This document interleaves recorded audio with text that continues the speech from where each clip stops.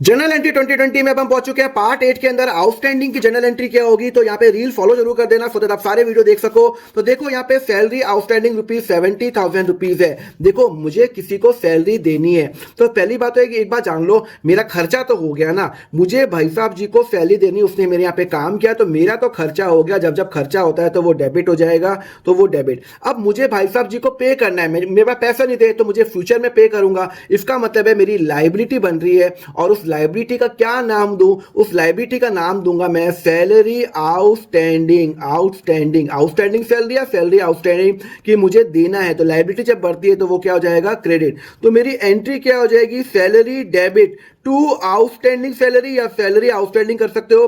₹70,000 ₹70,000। ध्यान रखना ये जो अकाउंट है ये मेरा खर्चा अकाउंट नहीं है, मेरा लाइबिलिटी अकाउंट है। मुझे पे करना है ₹70,000।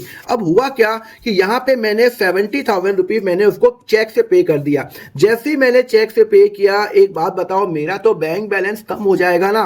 तो जब मेरा बैंक बैलेंस कम होगा तो वो क्रेडिट हो जाएगा। अब यहां पे मैं डेबिट क्या करूं? देखो जब मुझे उसको सैलरी देनी थी तब मैंने उसको लाइबिलिटी माना था। अब मैंने उसको सैलरी पे कर दी तो मेरी लाइबिलिटी क्या हो गई? मेरी लाइबिलिटी कम हो गई है। तो यहां पे आउटस्टैंडिंग जो सैलरी जो मैंने अकाउंट बनाया था, मेरी लाइबिलिटी कम हो गई है, तो वो हो जाएगा डेबिट हो जाएगा। कंसेप्ट समझ में आया? तो यहां पे आउटस्टैंडिंग सैलरी मेरा डेबिट हो जाएगा और मेरा बैंक चले जाएगा 70,000। जब मुझे उसको पे करनी थी तब मेरी लाइबिलिटी बढ़ रही थी, जब मैंने उसको पे कर दी तो मेरी लाइबिलिटी कम हो गई है, तो यहां पे ये हो जाएगा आपका डेबिट हो जाएगा। अगर आपको कंसेप्ट समझ में आया तो फटाफट नीचे कमेंट करके बताओ। टेलीफोन एक्सपेंस आउटस्टैंडिंग 8,000, उसकी एंट्री क्या होगी? नेक्स्ट लेक्चर में हम समझेंगे कि कैपिटल की जनरल एंट्री क्या होगी। उसके लिए फॉलो करो अकाउंट फंडा।